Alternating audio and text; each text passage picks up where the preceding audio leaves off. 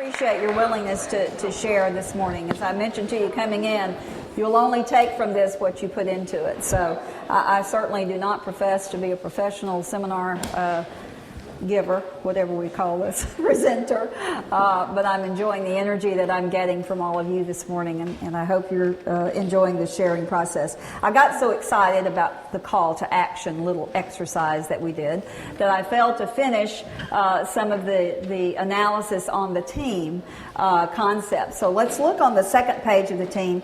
Once you determine that number, you're going to add up those numbers. You'll recall the strengths and the opportunities that we did, and you're going to arrive at a number, and you'll see a little chart, and you'll see a range up there at the top where your team currently is. What kinds of things causes our teams to go through these different stages, such as forming, storming, norming, and performing? Anybody think of any opportunities and why that happens? New team members coming in. People retire, right? College students go back to school, right? What happens in your environment?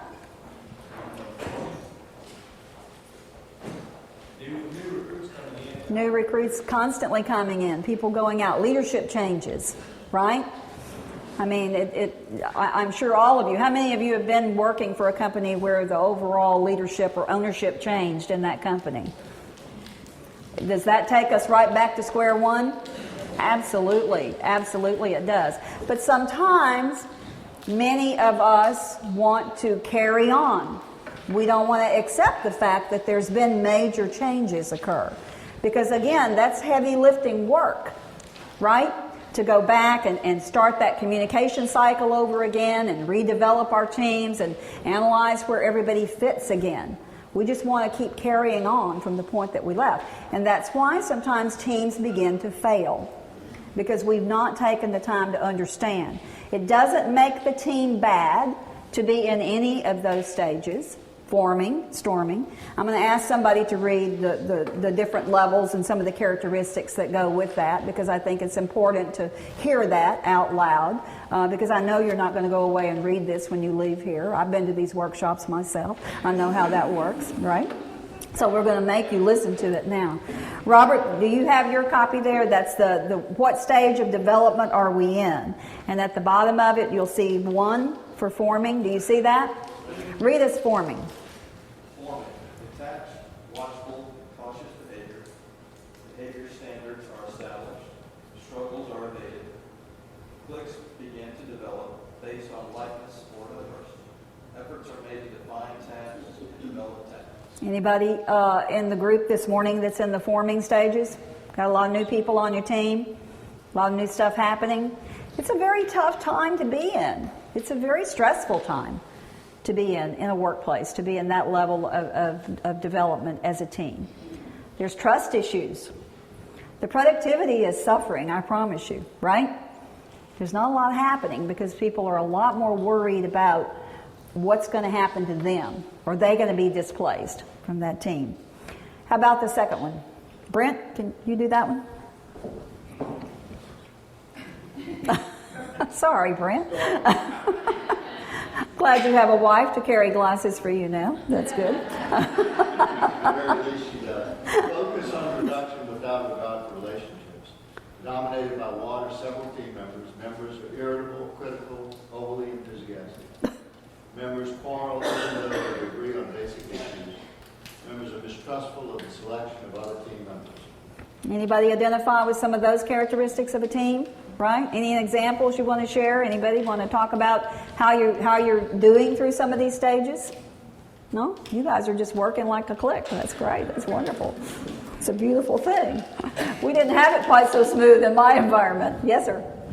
Okay, I've got at my insurance agency, I have a 5-year employee, I have a 1-year employee. And this is like I'm at church. I want 80. Exactly. The 1-year employee is focused on, she thinks, well, you're favoring her more, and you're not giving me a fair shake. I'm like, she's 5 years, and so I had to have a talk with the 1-year employee the other day, and she said, are you going to talk with her? Right. And I said, we had these talks 5 years ago. I have to have this talk with you. And It's you don't very think real. Adding a team member would be that difficult, but it is. So. Yes, yes. I used to always wonder how blending new people in could be such a challenge, because we do those things to make the work smoother and easier and better for the overall workplace. But it is one of the biggest challenges as managers and owners that you will have. Yes, in the back. We see this a lot as we have employees move into supervisory roles. They're becoming managers, supervisors for the first time, and the staff that they've worked alongside. Yes. Their responsibilities because they're not Exactly. And nobody ever remembers all the good things we did as an employee working side by side. What do they recall? All the rules we broke, right? And suddenly you're going to tell me, what to do, and you're going to lead me. It's a huge challenge. We endured that at Delta quite a bit because we were huge on promoting from within. And establishing that new person as a leader was sometimes a huge challenge. Did I see a hand over here to the, yes, Angela? In the branch, I have employees that work the drive-thru and employees that work the lobby. And it became the lobby tellers got to know each other really well, and the drive-thru tellers got to know each other really well, and then it felt like I had two You had teams. compartmentalized experts? Is that what? So, Yeah. I started moving them around. Good. And said, Cross-training them? okay, today you're going to work on the lobby, and It's great. it's so difficult when they start to form those cliques, and then they become this one against this one, and Right. Right. Wow. That is a classic example of how things can occur. Day shift and night shift. If only the night shift would have done their job better, we'd be having a much better day. Well, guess what? The night shift feels the same way. So you get these experts formulating in all different parts of your company, and it becomes a huge distraction to the success of your company. Yes, Ms. Candace. I'm coming, I think, maybe from a different perspective from a nonprofit organization, and I'm identifying the teams that we have. We have our board, Yes. which is definitely a team, and then we also have our members with Reentry Solution, which is another team, and then we have the volunteers and staff, which is another team. Right. And as volunteer executive director, I'm now identifying these teams and trying to assess all. In your strategy with McDonald's, you had your crew, you had your management, you had your customers. Right. How did you consolidate, or how did you strategize in managing your various teams? I think for me, again, the first tool that I brought to the table today, I used consistently with management and leadership placement. Consistently, I did that. Because it allowed me to really connect teams, people that could be more compatible with each other. The only way to move from one category to another with teams is to get the people on the team together and do the exercise that we talked about and be right in the square middle of them to be a conduit for conversation. And you have an element that's even harder to sometimes connect, and that's the volunteer. I mean, how many of us in here have volunteered? Raise your hand if you volunteered. Everybody in here has volunteered for something at some point in time, okay? Right? Do we like for somebody to dictate to us what to do as a volunteer? Not really, right? We free help, okay? And we kind of take that serious, right? Just saying, right? Last time I checked, I wasn't on your payroll, okay? Right. So that's a very real challenge, And frankly, I have a whole nother workshop for volunteerism that we'll talk about because it truly is a different animal. And we want to help, we want to volunteer, and we want to give, and we do. But there is a limit to which we will be pushed, correct? Am I just speaking for myself, or is that the case? You know, there is a limit. And you know, you hope you never have to remind the people that you're a volunteer, right? Exactly. Great analogy, Candace. Did somebody else have a scenario going on with their team that they wanted to talk about? Okay. Let's take number 4. Who can read that for me? Anybody? Come on, David Crane. Go for it. Members solicit and give feedback to one another. Members share feelings and ideas. Team successfully uses established operating methods. Subgroups are dissolved. Communication is open, honest, and not shielded. There's a lot of good stuff going on there, right? Right? How many of you are in a norming team now? Good. Quite a few. That's great. That's good to know. It is. How many of you even know where you are now? I mean, really? Are you clueless? Okay. Wayne Denley, how about performing back there? One of the greatest performers in our community. Give Mr. Wayne a big round of applause. He's awesome, gentleman. Fabulous. Performing. Balance between productivity and relationships. Agreement on who we are, what we're doing, and where we're going. All team members are included in completing important tasks. Cooperative and productive team plan. Team can prevent conflict or work through team issues. So I'm assuming that the rest of you in the room are at that level today, right? That's good. That's very, very good. Anyway, just to kind of finish the team exercise that we started about this morning. All right. Let's talk a little bit about how we talk with people. A concept that, again, I have learned over the years is knowing the difference between behavioral conversation when you're counseling people versus personality. None of us like to be attacked, right? None of us want someone to make us feel demeaned.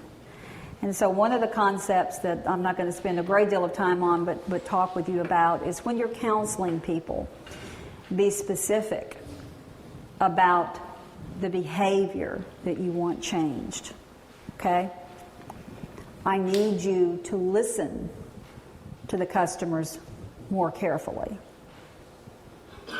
okay? As opposed to you don't care about my customers, right? Or you are rude. That's a pretty broad statement. What is it that person is doing that is resulting in someone feeling less than favorable about their handling? And you want to be very specific. If you're coaching someone and you're establishing and you want, you know, quotas to change and you want something different to happen in the workplace, use the SMART technique, certainly, of being very specific, being measurable and quantifying in those things, agreeing together upon it, and make the challenge realistic but a bit of a stretch, right? And then make sure that you are certainly following up with those people. Following up. I think too often as we talk about people, we let our emotions get in the room. And we're again, like the little agent told me 100 years ago, you know, you scare the hell out of me. You know? And it got my attention. I have never forgotten that, you know, and that took, how much courage did that take for that individual to actually confess to me like that and talk to me that way to get my attention? But it helped me amazingly in the course of dealing with people over the years. How much time do you think we spend listening in our days? Anybody know this magic formula? What is it? We spend 9% of our time writing. Now, this is an old survey, so this has probably changed as I think about it, Leanne. 16% of our time reading, 30% of our time speaking, and 45% of our time listening. Are you a good listener? You know how to listen? You do?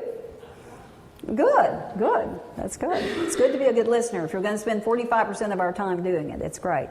Active listening, I think, is another thing that when you're counseling people or talking with people that is crucial to breed the results that you want. And we're going to talk about some of those. Open-ended questions. What are those? You guys know this. You know these concepts. Open-ended questions. How does that make you feel? How'd that make you feel? That's great. Not a yes and no question. You know, getting a yes and no answer takes you where? Nowhere. Right. Absolutely. How'd that make you feel? It's a great open-ended question. Tell me a little bit more about. Tell me a little more about the scenario. Right. So you're using words like who, how, why, when, where, right? Questions that provoke that kind of thinking. Any other examples come to mind? I love that one. I love that one. I love that one. How can I help you? Great. Open-ended questions. Great. Does your bosses use these on you? Do you use these with your people? Or do we find ourselves sometimes, again, we need to get it done, so we're just sending out edicts. Go, do, see. Don't ask a question. Go, right? Do this, do that. Very dictatorial. Not an environment really for a great opportunity for conversation. How about the reflection? What is that? What does that mean? You ever look at yourself in the mirror, you see a reflection? If you have a very, very serious allegation or a very serious conversation or issue that has come to your attention, I find that reflection is a great technique for that. What I heard you say is that this is what you saw happen in the workplace, right? You want to repeat it as exact as possible. A mirror image of what they said to you. Because you want to get it right. In those kinds of scenarios, you want to get it right. The paraphrase is kind of taking their words, because some of them can be very verbose, and you kind of put it into your own words. But you're, again, restating what they say in your own words and asking for verification. Again, at the end of it, is this what I hear you saying?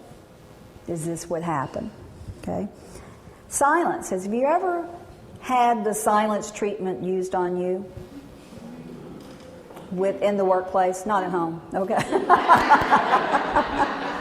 We know how effective that can be at home. Exactly. Have you ever had that used in the workplace with you? Has a boss ever used that technique with you? I can recall an example in the dental office, actually. And Dr. Hawkins had been gone on one of his extended cruises and comes home. And we had a less than good thing happen in one of the apartments that caught on fire, and it was not a great scenario. And I can recall sitting there as this little young person and recounting this incident to him, and he didn't say a word. He just kept sitting there, and I just felt the need to keep talking and keep talking and keep talking and keep talking. And before finally at some point I said, "Are you listening to me at all?" You know. So it's a great technique for getting more information, right? Ever use that? Any of you ever thought about it or used it in that vein? It's a great way for people to get, we feel the need to fill the gap of silence, don't we? It's uncomfortable. Silence is not a good thing, Silence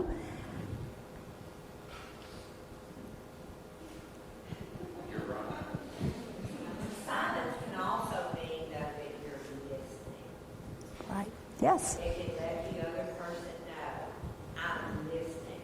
I'm not hearing words, waiting to respond immediately, but I'm listening. Absolutely. Absolutely. That's great. Yes, sir. Well, another thing with silence too is you portray that I'm thinking seriously about what you're saying. I'm not immediately on the defensive. I'm not immediately on your side. I want to really think it all the way out. You're actually portraying some respect to that person. I agree. I agree. That's great insight. That's good. Yes, sir. You're also processing the whole arena, or whole deal that you're doing, where you're not reacting in a certain way like he's doing. You're taking it in, putting it together in your own mind, right? But what's happening sometimes while you're doing that? The other person's becoming insecure and wondering if they should keep saying more. And they usually do say more, because they're not all that comfortable with silence either, right? And you're gaining more and more information that you probably needed to know, right? Absolutely. That's great. Any other scenarios that you guys have had? I just think it's much easier when you're face to face versus on the phone. Oh, yeah. Definitely.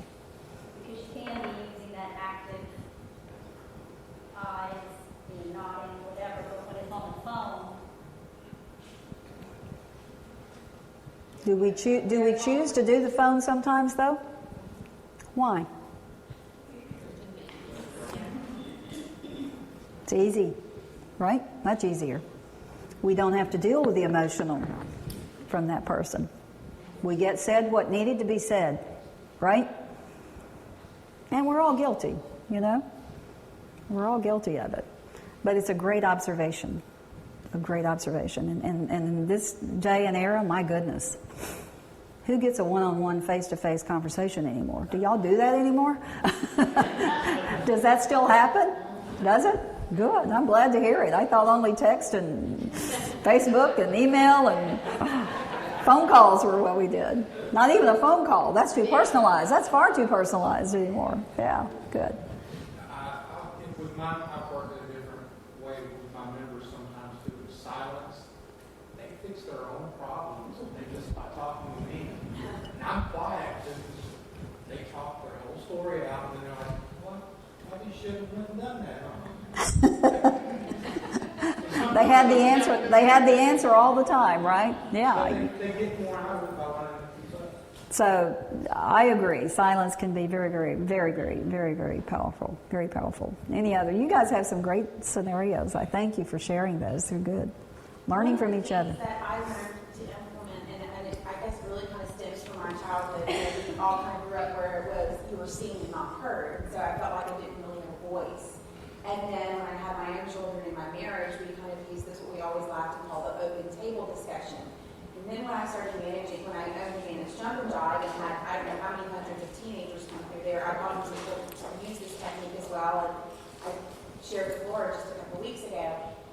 I think it's important, we always say we have an open door policy, but our body language and our tone does not always implement that. And I sometimes think our staff members perceive that as they really don't have that open door policy. They're forgetting that we're worried about finances or managing the company and the home and the kids. And so I really try to reiterate to the people that I'm around in my marriage, my children, my associates, my employees, that I really have an open door policy. And I call it the open table discussion.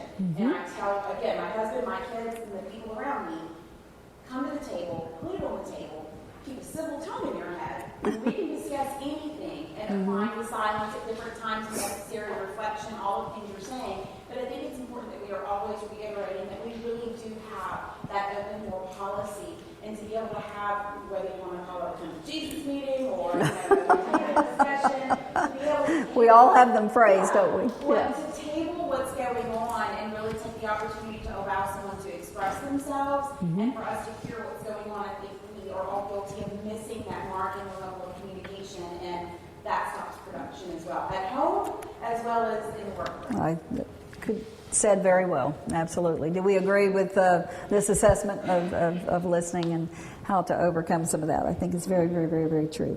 One of the things that we strive to do at McDonald's was what we call communication days.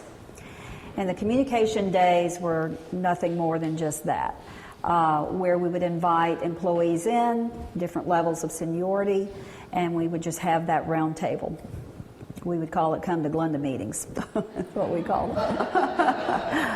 Same difference. I jest. Same result. But again, was very powerful in some of the things that we've referenced earlier today in terms of really getting your employees engaged in what was happening in your workplace.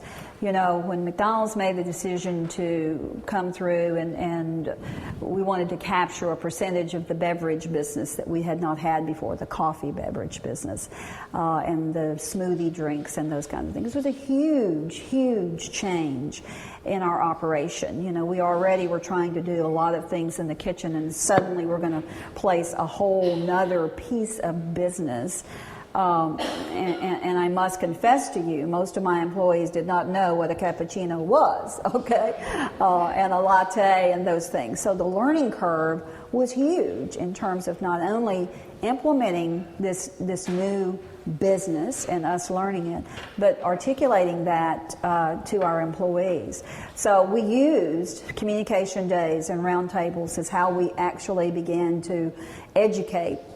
And just like you do with your children today that have the tea parties, we got at that primary so that people could understand what a cappuccino was and why it was different than a cup of coffee, and talked about some of those things. And it sounds so elementary, but you know, sometimes as bosses, we assume everyone knows what we know. And I promise you, their life's experiences have not perhaps taken them down the same road. Am I right? Yeah? And if we fail to acknowledge that, there's going to be a gap. There's going to be a huge gap in what our employees are communicating to our customers over what we would like them to know. We want them to be confident about selling this. We've just spent, you know, millions of dollars launching a whole new product here and new equipment, knocking out sides of our building. I mean, good Lord, it was not, just didn't bring in a cup of coffee. You know, if McDonald's did something, it was going to be, you know, somebody was going to be paying. And it usually was us. Absolutely. So it was critical that we get that information out and that these people have understanding. So we used it two-way. Not only did we get our new vision out about the coffee business, but it also gave us a chance to hear from the employees. A question that I found effective was, on a scale of 1 to 10, how is the environment in your workplace? What do you like? What do you not like? Oh, Miss Glenda, we barely a 5 over here at this location. Well, why is that? How do we get to be a 10? And I promise you, if you have any degree of communication skills at all, if you can make eye contact and ask this question, you're going to get some great input from your employees. And again, use those listening skills to verify the clarity of what you're hearing, right? I have found this little question to be very powerful personally as well as professionally. Do an inventory on Sunday night with your wife. On a scale of 1 to 10, how is the relationship between us been this last week? You might be surprised in what you hear. You might be pleasantly surprised. Then again, you may not. What would it take to get it to a 10? You know, here again, sometimes at home we assume that everybody knows what we're thinking. You know? Walk through the house and the clothes are left on the floor, you know, all these little tiny things that drive you insane, right? But when is the last time that we've really provided an environment for conversation about some of those things and made it okay to talk about some of those things and not be adversarial and not be critical? But this is our inventory conversation here we're having, right? Yes, ma'am. Well, in my point of view, I've been really an employee for all of my life. I haven't really had any management experience. So from a perspective of an employee, I think one of the biggest things I have to deal with is, as somebody said earlier, the open door policy. And not just having that, but having the employees feel able to talk about their weaknesses. Mm-hmm. Because I've seen in a lot of the corporate jobs I've had, we're never able to talk about weaknesses we have. And if we're able to talk about them, we can effectively prompt them to, make sure that the next go around with the customer, that we'll be able to tack that on to to make it more of an improved communication situation. Absolutely. Well, it's wonderful that you have enough maturity to realize you have weaknesses, because sometimes that does not prevail. And even greater that you have the desire to talk about those, because what can change if we don't talk about it? Nothing, right? Nothing is going to change if we're not able to have conversation about it. So, I don't know who you work for, but they have... We love marketing. All right. Well, they have a fertile ground with which to work. I'm impressed. That's great. That's good. Any other questions or comments on anything that we've talked about this morning? Yes, Michelle. You know, I'm just going to lay it out there. Okay. There's a lot of times where we want to do what you're saying, Okay. to be a good, adequate manager, to get the most out of people. But, you know, there's also a lot of times where you just don't have a lot of time for all that namby-pamby hand-holding. You've got to get it done. I'm not here to build a babysit you format. people, right? Right. And so my question to you, to those in attendance is, where does the balance come? Because, you know, I want to do a lot of listening. Just get it done. Do Right. it. Right. Right. And that balance. Thank you for being so real and so living in the truth. And I had someone during the break come up and talk with me about this identical thing. There are a couple of business owners in this room that I see, and they saw me and continue to see me, but saw me quite a bit over the course of when I worked. And it was not uncommon for me to leave a store where I was weary and tired of all the whining, right? And for me, I needed a little, what I used to call civilization in my life. So I went shopping. I mean, whatever works for you. Whatever works for you. And some of you were recipients of very fine little gifts as a result of my civilization time, right? And some of you little shopkeepers are very strong recipients of my little dollars as a result of my civilization time. We need balance. And when you are the owner, everything is obviously falling on you. And you must find those ways to balance. Be it, for me, schedule a massage once a week. I used to feel guilty about it. I got over it. And then my employees were like, did you get your massage this week? You know? Yeah. Please go get that massage. Maybe you need two, you know? Absolutely. It is okay as business owners to find those things that allow you to be stronger, better, and balanced. And if you don't, shame on you. It's part of your task. It's part of your job to find those ways to balance. It's okay to knock off early a day. Okay, you've earned it, right? It's okay to have some me time. And I know this sounds trite and simple and you know, but it's very real. You are refreshed. You are a better manager. You are a much better listener when you return. And guess what? You make better decisions when you've allowed yourself to clear a little bit from that. We feel we don't have that license. Yes? Glenda, could you please touch on the touchy subject of gender differences in a male speaking to a female subordinate, or the other way around? You know, we guys, we have feelings, they're just not very deep. Well, we know y'all are from, you know, we're from Venus and you're from Mars, so we accepted that a long time ago, okay? I didn't hear that part. Yeah.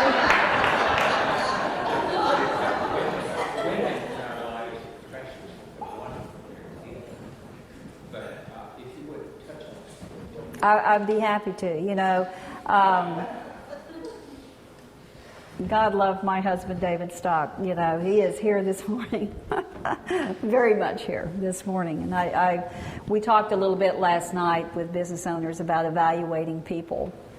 And the question came up, or the comment was made, in small companies sometimes it's tough to do evaluations because it's so personal, and we make it personal. In my opinion, it should not. It should be very, very, behavior based and performance based, and it needs to be business. Business needs to be business. And if you've chosen to work with male, female, wife, husband, son, daughter, family, whatever, business must be business. And if you can't have that mutual agreement up front, then for goodness sake, don't do that, because it has to be treated as business. I can tell you that my incredible husband was a perfectionist, and he was very intense at times, but also had a very calming, laid-back demeanor about him that most of you got to see. I recall when we launched the beverage business in our McDonald's, and we had purchased some very expensive equipment. And we were installing it in the stores, and there were specific things that had to be done daily for this equipment to continue to work. It was a very sensitive piece of equipment for our environment, let's put it that way, not like some of our things that were bulletproof. And David walked into one of our locations, and someone had chosen not to do the maintenance on this particular piece of equipment, so guess what? It wasn't working that morning. And it was in the middle of our breakfast rush, and here we're trying to pay for this great piece of equipment, and it's not working during peak hour. Those were not things he had great patience for. And my phone rang, and the manager is like, "Miss Glenda, you need to come get Mr. David." So it happens at all levels. And, the thing that David and I mutually agreed on is that who was going to be boss. And, he expected me to handle all the people issues. And guess who that included? Was him. And, it was a great discussion. I recall it so vividly. And thank you for allowing me to share this incredible moment. I walked into his office, and he just head down, and I said, I understand it didn't go well at Jackson Street this morning.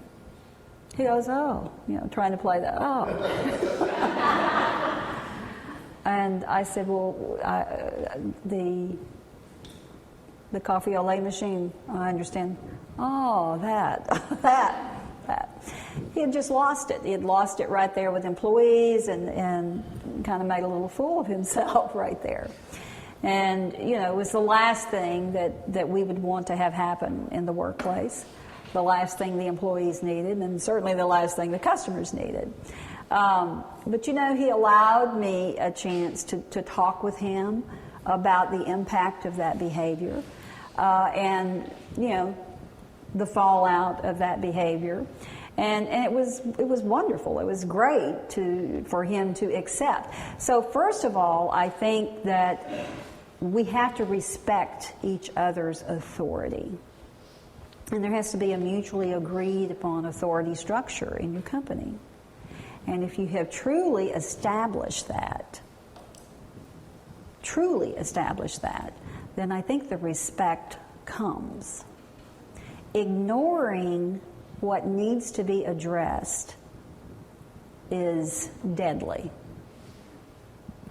for men, women, boys, and girls, whomever is working for you. So in regards to your question, I think I deal with men the same as I deal with women. I think that I give credit that you do have feelings. I also give credit that you want to get it right. I said to someone earlier, we don't hire people that want to get it wrong. We really don't. People don't come to work and say, "I really want to get this screwed up today." Sometimes we do a bad job of articulating exactly how we want it done. Because guess what? That's work. Training, repeating ourselves, reinforcing it, setting an example of how we want it done, that's heavy lifting, right? That's heavy lifting. But that's where the modeling in the workplace, the behavior that you want repeated, the setting the example that I know you all know about comes into play. Does that answer your question? Yes, thank you. Slightly. So I too could talk to you. Right. In the back, you had a hand raised?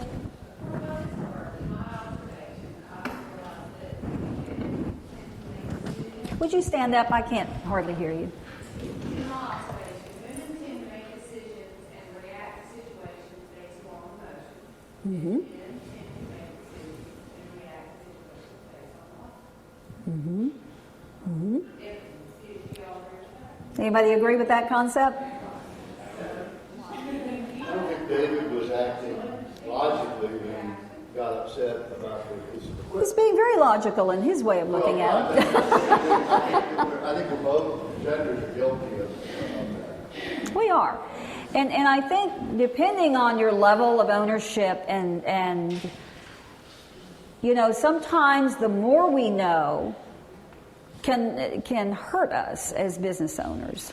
When we know what that piece of equipment cost, right? And you wrote the check for it. Versus even the manager in the store that doesn't know that, unless you've chosen to share that, which we did. Why did we do that? Because you needed him to know the importance. We wanted ownership thinking. We wanted them to buy into the fact that they knew they were touching a $40,000 piece of equipment, right? And that they were responsible for maintaining that equipment, right? So again, that goes back to how engaged are we in really sharing the intricacies of our business and our company. Great. Yes, sir. Knowing those personality traits that you listed Yes. in our packet Yes. is huge on communicating with people. Absolutely. Because if you don't know, you can pick up on their personality trait fairly quickly as you talk to them, asking open-ended questions and things like that. The quicker you understand somebody and their thinking, the quicker you are of communicating that to them. Absolutely. Absolutely. In council, we call that motivational interviewing. Mm-hmm. Somebody needs to want to look up some work on that. Mm-hmm. That's good. What else? Just a second. Dwayne, go ahead. You mentioned earlier, as years employees, the top 10, the middle, and the lower tier. Superstars, middle stars. Right. Jack Welch, who was the COG 1,000 years, sort of had a board ranking system where they identified the top 20% and they keep them with rewards, the middle 70% was sort of the necessaries and that for the worker bees. That bottom 10%, the policy was we're going to communicate with that bottom 10% every year who they are and they either need to get better or get out. And it sounds harsh, but I just don't know how you feel about that. I think there's great value in that. The greatest disservice that we do as managers and business owners is to allow the bottom feeders to stay bottom feeders. Because who are they feeding off of? Right. And their negative attitude that they haul in with them every day is doing nothing but pulling down those 50% in the middle or the 30% superstars. And it's taking great energy from people that we need to be producing. So your homework is to go back and identify your team by which category they are in. And let me tell you about this exercise. Don't just list them from what you perceive or what you think. Go pull their last performance evaluation and take a look at what they were told in their performance evaluation, and then rank them. You're going to find some mixed messages, right? And why is that? It's because we never want to offend anybody. We don't want to hurt anybody's feelings, for goodness sake, right? Again, we brought that personality and that emotional thing back into the workplace as opposed to performance, non-productive, right? Not a team player. Again, those evaluations need to be written, and those components of your evaluation need, make your own evaluation form. Don't go online and get something that GE used. It's probably not relevant to what you need. You know the characteristics and efforts that you need in your workplace, right? Put your own together, and you'll find it to be a much more meaningful conversation. Have your employee bring their evaluation form to the setting with you filled out. It's a great way to promote conversation. And honestly, more often than not, especially with the middle performers and the superstars, they're far harder on themselves than you are. But you'll find the bottom feeders are still feeding, right? Their opinion is much higher of themselves than it should be. So yes, your task is to eliminate the bottom feeders, right? You're doing yourself a favor, you're doing your staff a favor, your company will be stronger and better. Any other questions, comments, or yes, ma'am? I want to touch back to what you said about sharing with your staff the value of the equipment. I think that's crucial, and it gives everyone on the board or the team an opportunity to take ownership. We've got a goal at the end of every day, every week, every month, that we've got to hit numbers. Mm-hmm. The numbers are key for reasons. Payroll, the equipment, God forbid, we make a little money. It is a business. And so I think in sharing that, they know their self-worth, their responsibility, their personal expenses being part of the team, and it gives them that drive to strive towards what the overall goal is in the company. And, in hiring recently, our company says that support staff has got to be worth their weight in gold. They've got to bring in what you're spending. They've got to bring in double what you're spending on them, and it's just the bottom line. You got to earn your keep. Earn your keep. That's it. Yes, Michelle. We thought we were humming along. It was in my 5th year as general manager, and I just happened to say at a department head meeting, so let's go around the room and everybody why don't you tell me what my goal is here?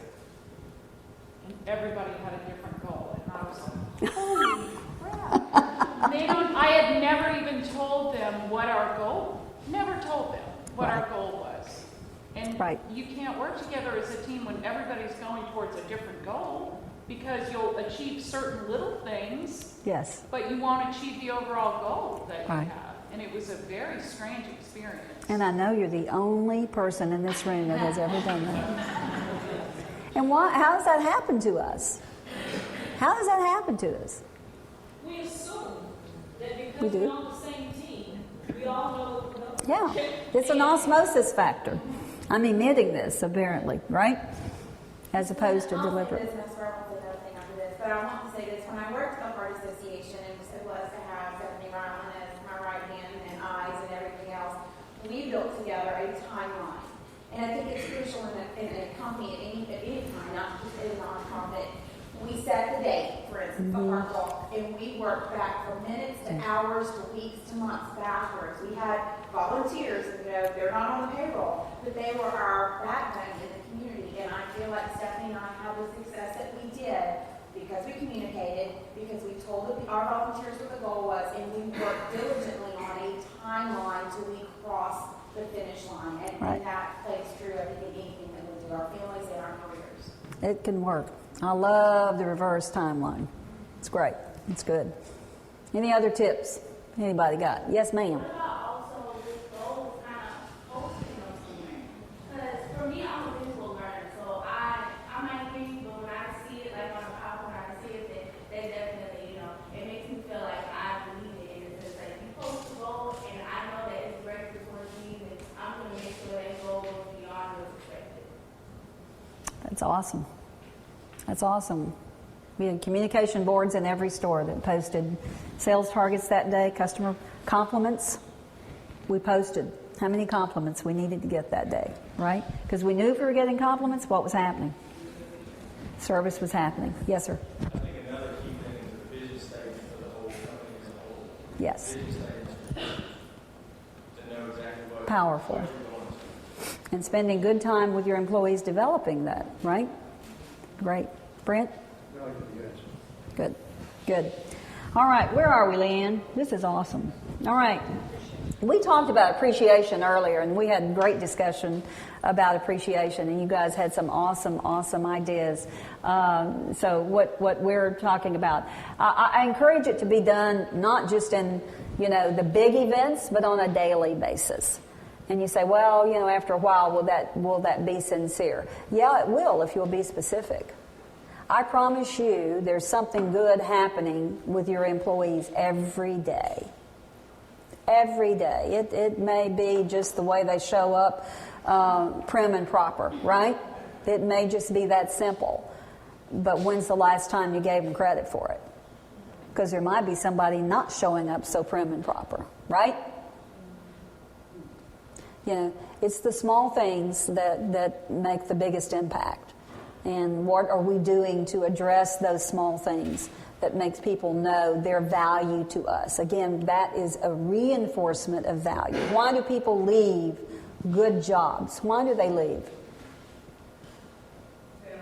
Not enough pay? Is that it? Not enough pay? They do not feel valued. It's the number one reason that people walk away from good jobs. And so often, we assume in our mind, because we think they're so good and so wonderful, they must know it. And we never tell them. And we never articulate what they did that made us proud out loud. Melinda? For years I worked in tourism and hospitality and now with higher ed, and in both of those industries, the people that make the least amount of money are the ones that are doing the back of the house work and making it all happen. The heavy Those are lifting. The people that you need to give the extra pat on the back. Their paycheck's not showing. My favorite conversation was with my administrative team at McDonald's.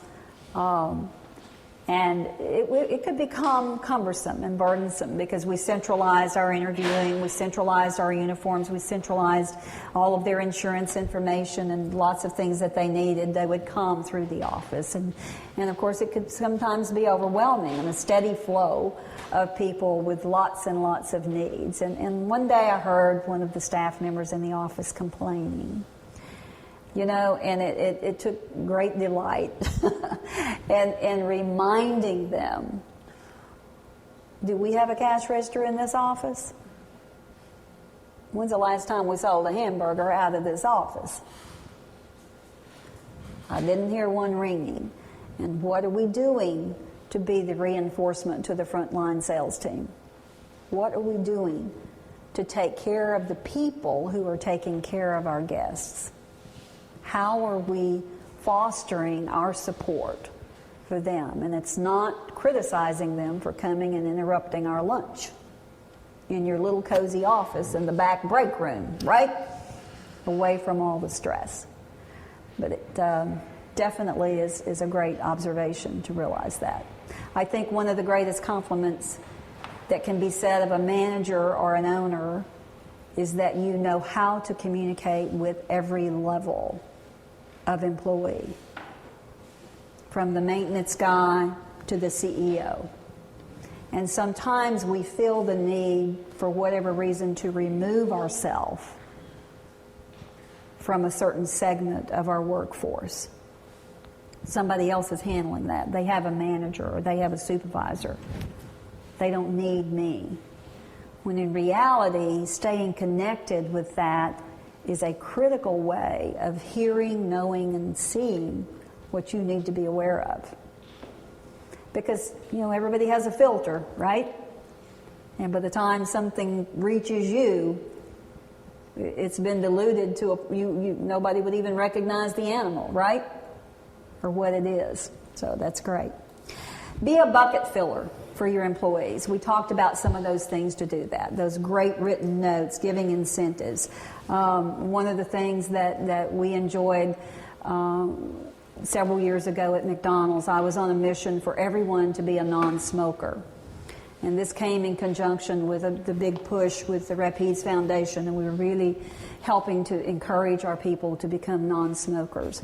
And we put the incentive out there that we would pay for them to go and have the treatment and go through the process.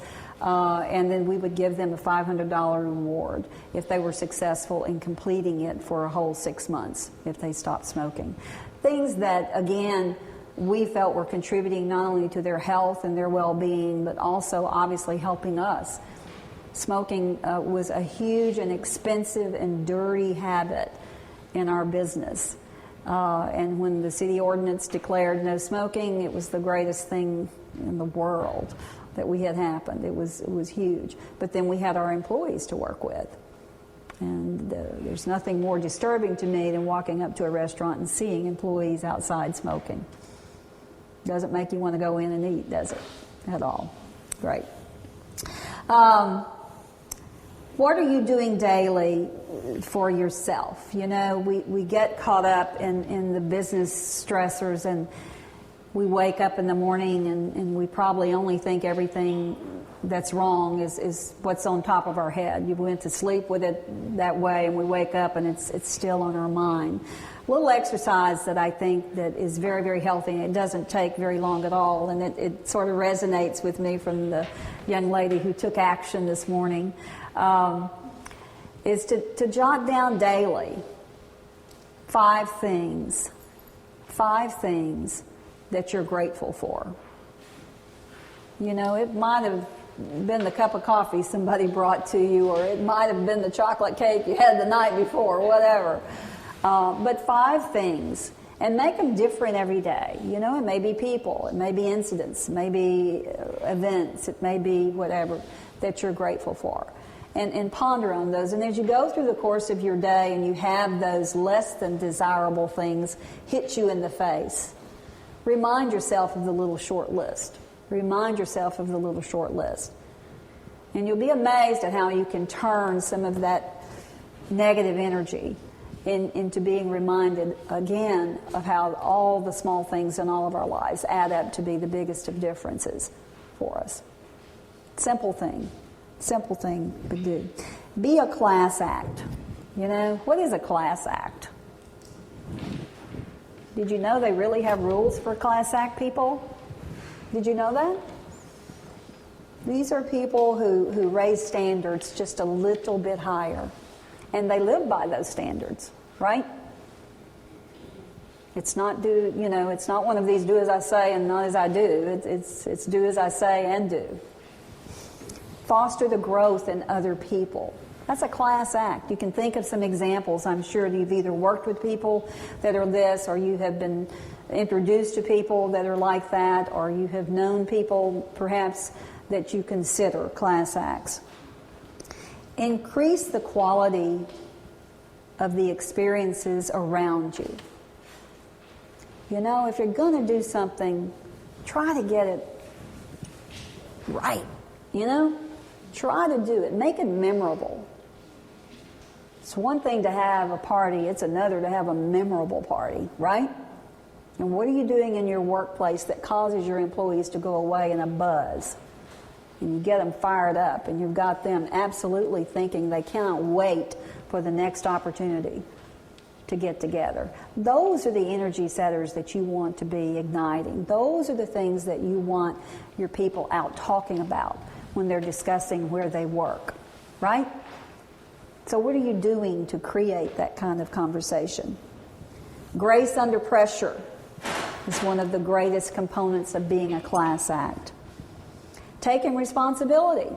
You know, we all get it wrong sometimes. We all get it square wrong sometimes. And one of the greatest leadership roles that you can exhibit is admitting it and acknowledging it and talking about it and seeking guidance about how to get it right.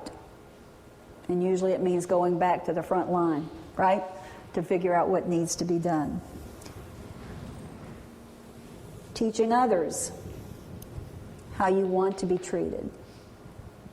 How do we do that? Do we tell them? We show them. We show them in our own actions of how we treat others.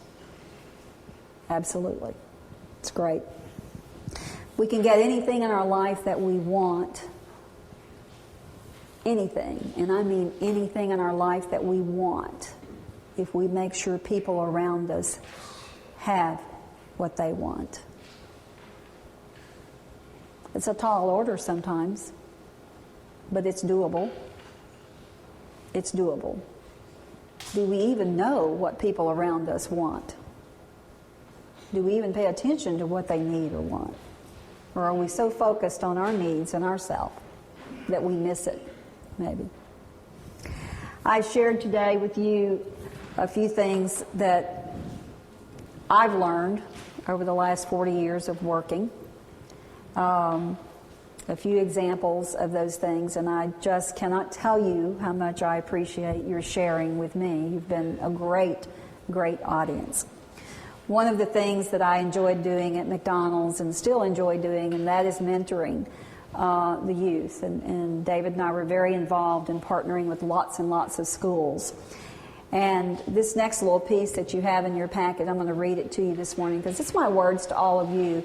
But I wrote this actually for a little graduation ceremony for a middle school graduation where we celebrated them every year with a great, great, great big wow party for all of their A and B honor roll students. Blow them away. It's been said that anyone can do a task, and sometimes we just fail to ask. Regardless of what you choose to do, let it be said that your choice was for you. Don't pay attention to the folks who say you can't. They are truly the ones wishing they could dance. Listen to your inner voice as it will speak. Responding to those messages will take you to the peak. Selecting the right role models from day to day, this positive behavior will always pay. Showing appreciation to the ones who teach, coach, and care. This action will ensure you a winning pair. Anyone can criticize like a fool. Don't get caught up in that pool. Stay focused, goal-oriented, and determined to be a winner. You will find yourself sailing like a spinner. Seize the moments to show your best side. Those days will reflect your personal pride. Choose the path that will get you to the top. Don't be afraid to keep going when others stop. Your future is dependent on your choices and hard work. This kind of commitment produces good things and great perks. Never let it be said that you were status quo. That's not the scorecard for a pro. Remember, take time to thank those who helped you along the way. In fact, do something amazing that will blow them away. You have been amazing to me today. Thank you. Thank you. Thank you.